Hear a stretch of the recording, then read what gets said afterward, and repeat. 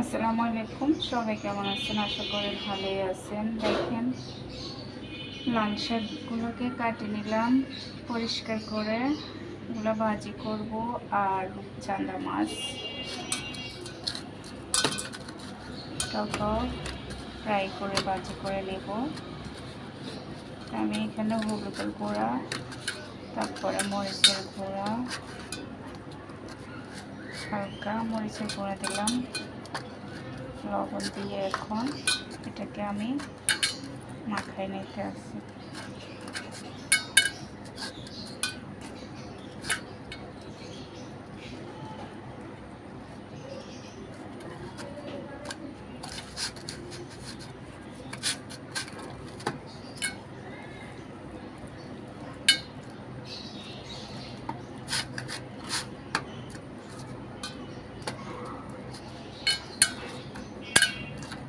এই যে ভালো করে আমি এগুলোকে মাখায় নিলাম। এখন আমি এখানে পেঁয়াজ কাঁচামরিচ কাটে রাখলাম, কড়াইতে তেল দিয়ে দিলাম, বিসমিল্লাহ করে দিয়ে দিলাম একটা।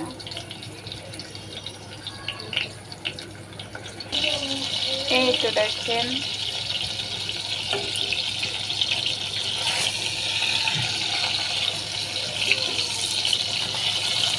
মাছটা আমি দিলাম।